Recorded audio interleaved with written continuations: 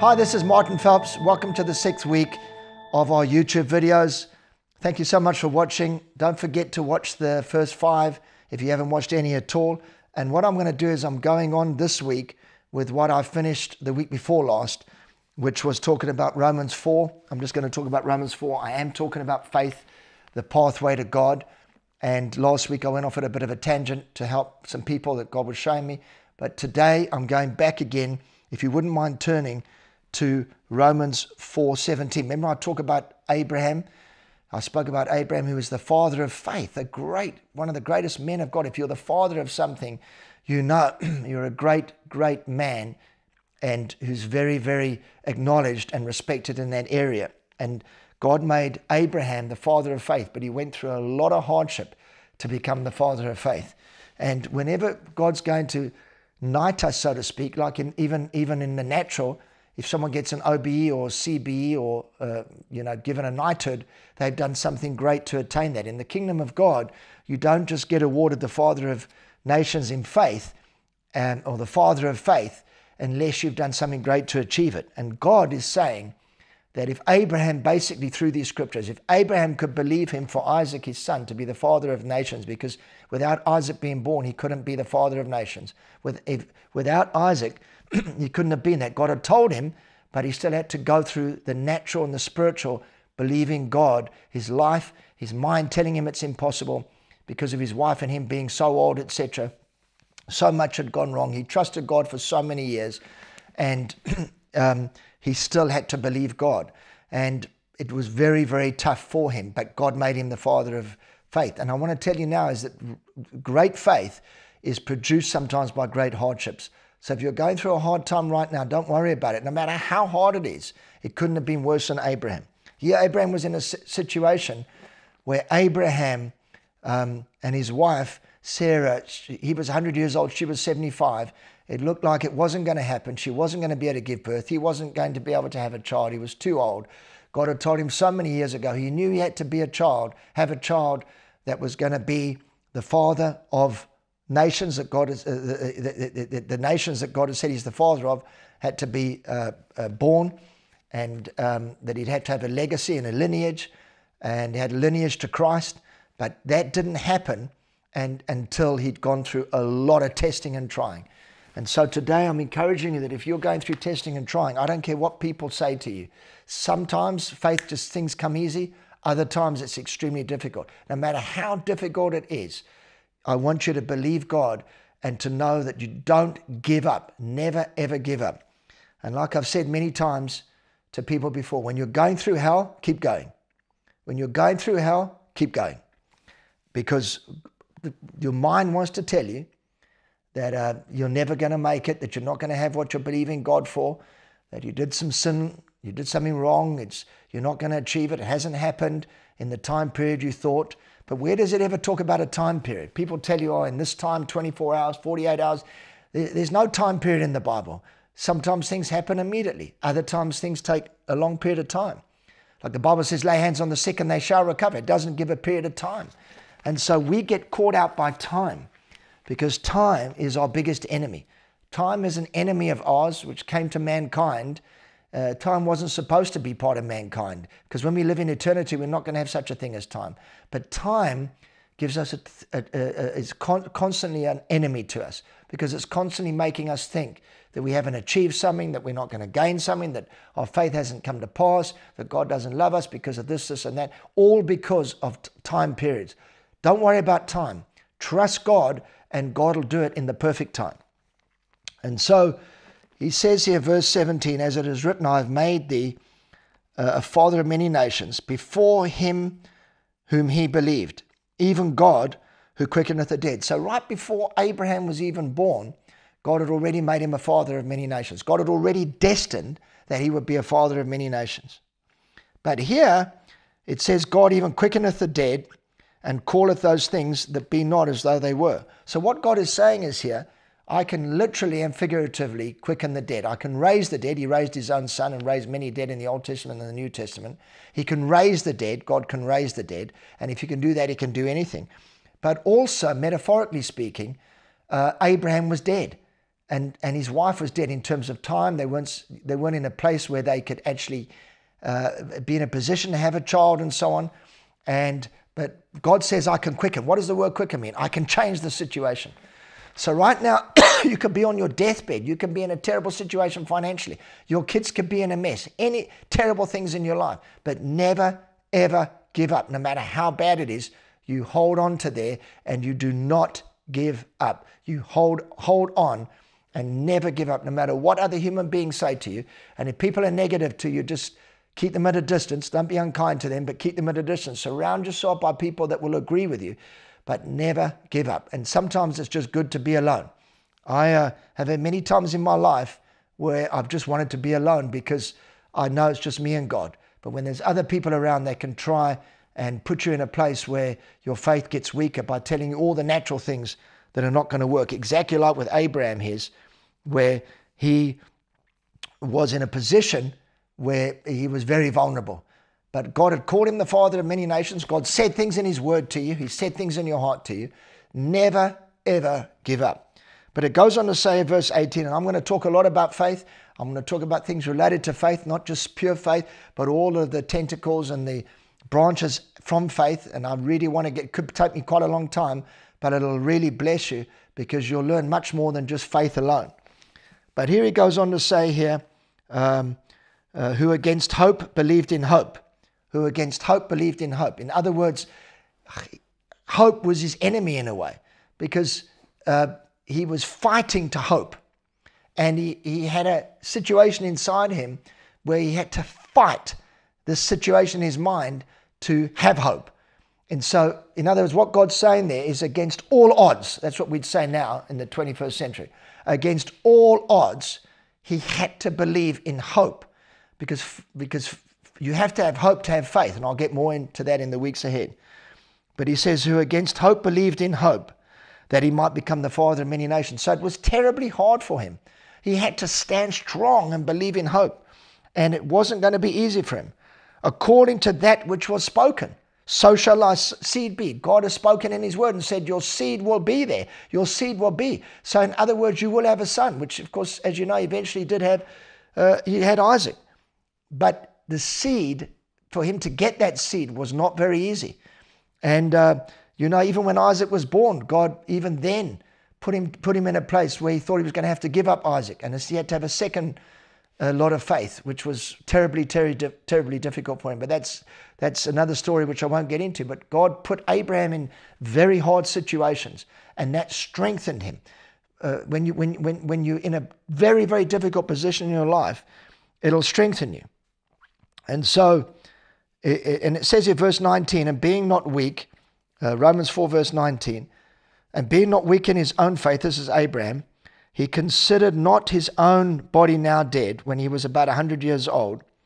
He did not consider it, neither did he consider the deadness of Sarah's womb.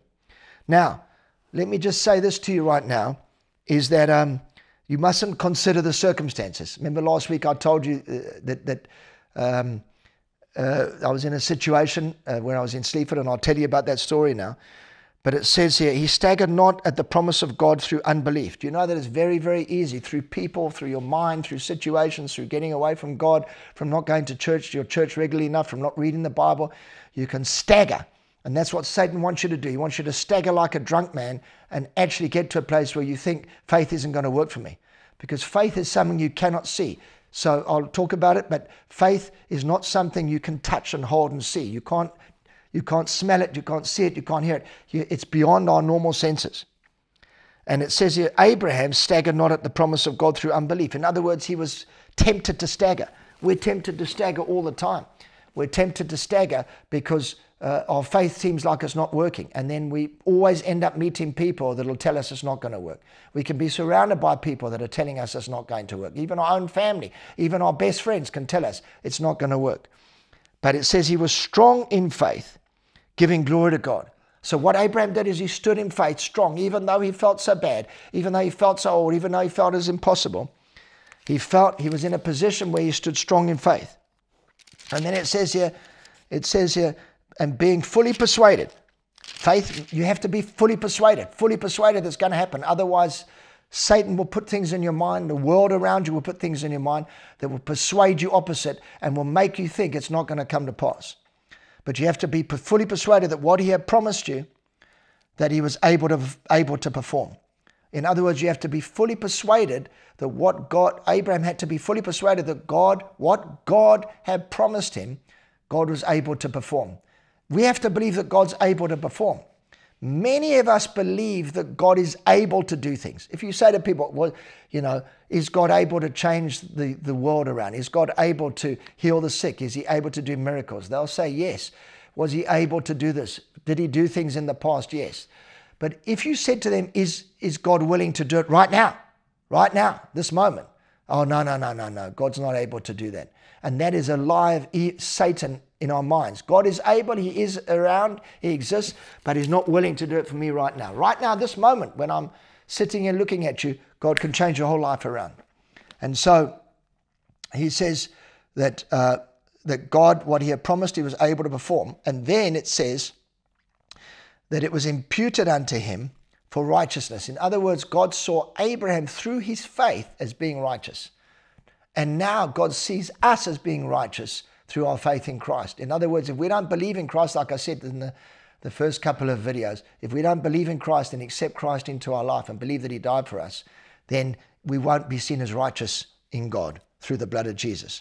So, but it's I just want to say this to you tonight, that God is a good God, and Jesus, it says here in verse 25, it says, was delivered for our offenses and was raised again for our justification. In other words, what he's saying is Jesus died for all of our sin, and all we've got to do, like Abraham, is believe, and then we'll be seen as righteous in God. But I just want to go back to you when it says he staggered not at the promise of God through unbelief. And there's many times in my life where I've been tempted to stagger, but I've learned over the years, and I've got stronger than ever the last few years, is not to stagger no matter what the situations around me are, no matter how I feel, because your feelings will change. But your feelings are an enemy. The Bible says, trust in the Lord. In Proverbs it says, trust in the Lord with all your heart and lean not to your own understanding. In other words, don't lean to what your mind is saying. Trust in the Lord with all your heart, lean not to your understanding. In all your ways acknowledge him, and he'll direct your paths. In other words, your understanding, your mind will tell you through the voices that go in your mind, things you see, things you hear, it'll tell you that God is not going to help you in those situations. It'll tell you that God doesn't care. It hasn't happened for a long period of time. Situations have gone dark in your life, and so God is not going to help you. But that is a total lie, because from evil, because we must say, I'm not going to stagger. And I've learned over the years to not stagger at unbelief. And many stories I could tell you, but I was telling you about when I came back from Sleaford. The one night when my wife and myself had very, very little money. We'd given up everything in South Africa, and financially, and the business that I had and so on. I was prospering, but God had told me specifically, give that up. And so, even when he tells you, like Abraham, it was a very difficult thing. And so I'd gone to Sleaford and gone there for a year, 18 months, and it was tough, but people looked after us there and so on. But I'd staggered not then, and I just trusted God, and God did make it a bit easier for us at the beginning, even though it was still a totally different lifestyle, etc. But then I got to a place where I truly had to trust God, because I told the people in Sleaford that I'm leaving and I'm coming down to South London to live, because I'm going to start a ministry. And I knew then that I was really going to have to trust God, because I didn't have anybody in Sleaford looking after us. We stayed at people's houses, and they paid for all of our rent and everything like that, and they were very kind to us. And I know that was faith, but it was God just made it a bit of a cushion to start off with, even though it wasn't easy. But when we actually came down here, I literally only had enough money, like I said to you. I only had enough money to put on a month's rent. In those days, you needed a month or 6 weeks rent ahead of time, and then to pay for a month's rent, to rent a house. I had nothing else. But I knew that God had called me like Abraham, and I knew that God was a good God, and that I was in a very difficult situation, but I'd been a Christian for quite a few years. God had blessed me with multi-millions in business, and I'd learned to believe God, but this was another kettle of fish. It was a very tough time in my life. But having said that, I knew God was calling me to do it. And so that's the most important thing, is when your heart says it's right and you know it's God, then God will help you and take care of you. But he won't always make things easy like he didn't with Abraham. He told him, but still didn't make things easier for him. And so a lot of you right now might be going through areas in your life where you're staggering. But when you trust God with all your heart and you get through that pain, you've got a testimony for the rest of your life. And I've got a lot of those testimonies, and I thank God for that, to the glory of God. Even our faith is, as we trust God and so on, Jesus, the Bible says, develops it. So we can't even take glory for our faith. All we can say is that we've tried to serve God, and God builds our faith. I learned not to stagger at unbelief, but it takes time, it takes years, it takes us really, really going through some very hard times with God for God to let us understand that we need to totally depend on him. And so I'd had all this. I had beautiful homes, beautiful everything, holidays, the best cars, the best of everything. Came to Sleaford, had that year, and then suddenly now God was taking me from the frying pan into the fire, so to speak. I was coming down to London, South London, to start a ministry, and nobody knew me. I had no money for advertising, no money for anything. I just had to trust God from the beginning. And so, I'm not getting into that tonight. But what I am going to say is I had enough money to rent a house. And the house, I knew, and I also knew that I'd have to trust God with that house, because we didn't have any much financial security. We only had, after the first rent and the 6 weeks deposit and the payment, we only had a few pounds in the bank. So I knew God would have to help us supernaturally, even with our references, to get us that house, which he did in the end. And, that's another story in itself. But when we were coming down, I knew that I had to stay at a place, someone's house, for a couple of weeks to enable us to be able to look for a place to rent, if that makes sense to you. And so I said to God, I can't just come down. It's 4 hours drive, 5 hours drive at those days. I can't drive for 5 hours. I've got no money to stay overnight anywhere.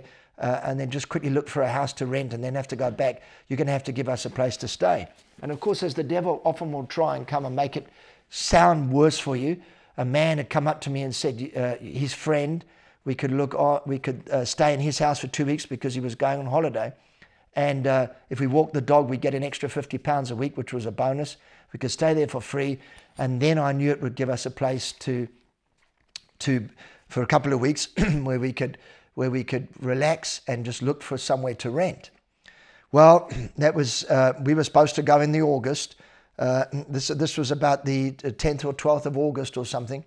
And I told them in Sleaford, I'm leaving at the beginning of September.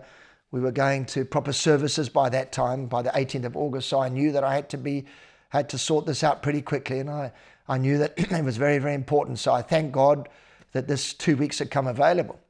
So the following week, we came and we were going to organize, to get the key and to come and stay in this man's house. And the man whose friend it was said to me, Martin, I've got some very bad news. My friend has said, nobody comes from South Africa here to start a church or start a ministry. You must be deceiving everybody. And because of that, he's not giving you his house. Well, your faith, like Abraham's, can get really tested. And, you get to a place where who against hope in hope believed. In other words, is this hope, is it going to work against me, this hope? Or is it going to work for me? And I had to just get back, and we had the meeting, and I had to do the evening meeting. It was just about 5 or 6 people there. And then I remember I got into my car and my wife was with me. She just fell asleep and so on, and just was so upset, and she'd been crying and all that.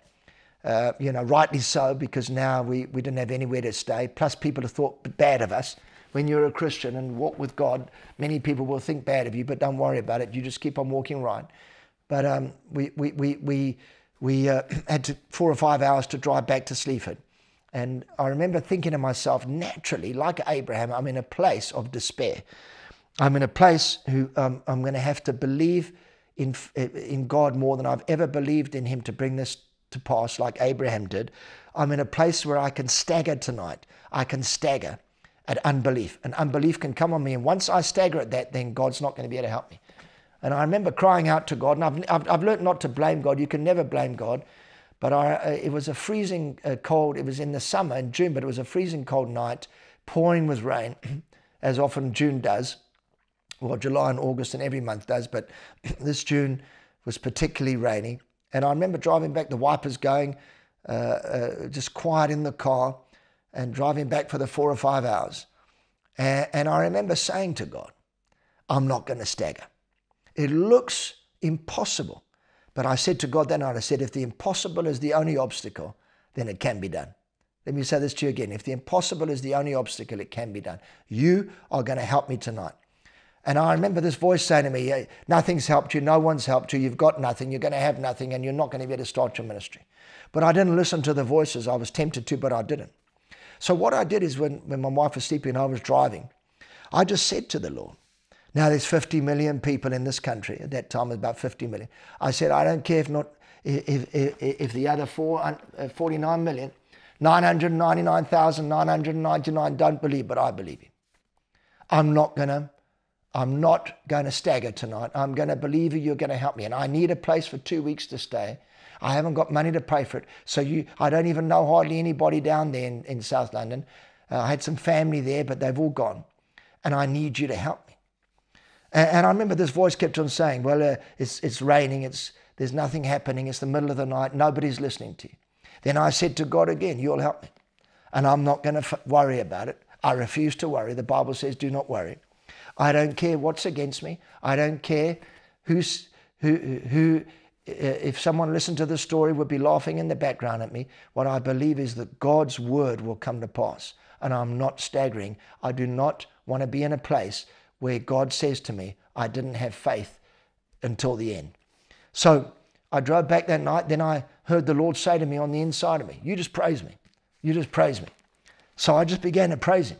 Said, no, Lord, you'll help me. You'll get someone. This other man didn't want us to have his house, but you'll help me. So we got back to Sleaford. Well, I remember, you remember times when you've gone through very big hardships, and because the Bible says build your own testimonies, but I'm only representative of my own testimonies. I can't always speak for other people. I can tell their stories, but my testimonies mean a lot to me because I remember that time. And I remember getting back to Sleaford thinking, I've praised him, now he'll do it for me. I'm not even going to bother about it. In fact, I'm going to go to bed and I'm going to have a good sleep. There's nothing that I can do tonight. And so I went out and we had a flask and so on with some coffee, and I took the coffee back and cleaned the flask and took the radio we used to use and the tape recorder in those days and put that all back. Went to bed about 3:30 to 4 o'clock in the morning. Forgot about it. Didn't know how it's going to happen, but didn't bother about it. It's not my job to think how it's going to happen. It's my job to believe him. So, and I want to go more through Romans 4:17 next week, but I'll just finish the story this week. And so I just went to bed and fell peacefully to sleep. Didn't think another thing about it. Well, about 8 o'clock in the morning, maybe about 8:15 in the morning, the people we were staying with in Sleaford, this man, he came into the room and said, Martin, there's a phone call, urgent phone call from London for you. Well, a man was on the phone from London. He said, my name is so-and-so. He gave me his, I won't mention his name over this, but he told me his name. He said he hardly knew me. He'd only just met me once, and do I remember? And I said, yes, I remember meeting you. He went to another church. But he said, you know what's amazing? He said, I don't know why, Martin, this happened to me, but he said, I live in South London. He actually lived in the perfect place because he was near where we were starting the church on the Sunday, and also very near where we wanted to rent a house. He said, I live in this lovely home. It's quite a big home. And he said, I've never given my house to anybody. He said, I've never allowed even my children's friends or anybody hardly to stay here. And I wouldn't even allow my children as they grow up to stay without my wife and myself here. He said, but last night, almost in an audible voice, my wife heard God say to her at about 12 o'clock, 1 o'clock in the morning, said she heard almost an audible voice say, I want you to help Martin Phelps and give him your house for 2 weeks and go on holiday for 2 weeks. They hadn't even intended to go on holiday. I want you to go on holiday for 2 weeks and go, because they had another home. I want you to go and stay in that home, and I want you to give him your house. He actually worked from home, so he could just go to his other home, which was about 30, 40 miles away, and go and have a bit of a holiday and a break, and I want you to give your house to Martin Phelps. Well, she immediately said, no, I'm not going to do it. And then she told the husband, and he said, I'm not going to do it either, this man that was on the phone to me. So she tried to go to sleep, couldn't fall asleep, heard this voice say it again. She said, I'm not going to do it. After the third or fourth time she heard this voice say to her, you're not going to fall asleep. I won't let you sleep until you agree to give your home to Martin Phelps. So, and his wife. So eventually she said, I've never done it. Her husband said, I've never done it, but I'm going to give my home to them. Now that is God working for me supernaturally. Hardly knew me, met me once, didn't know me hardly from a bar of soap, and knew that they had to leave for 2 weeks supernaturally by the Spirit of God. And he phoned me at 8 o'clock in the morning, and I said, why have you phoned me so early? He said, so I couldn't change my mind. We then ended up being able to go to his house for 2 weeks, which then enabled us to find the house we needed. Please don't tell me that God isn't alive and God is real. I love everybody out there. Bless you. Thanks so much for listening to me. Listen to the previous few weeks, and I'll be on this channel again next week, same time. God bless you. Thanks for listening.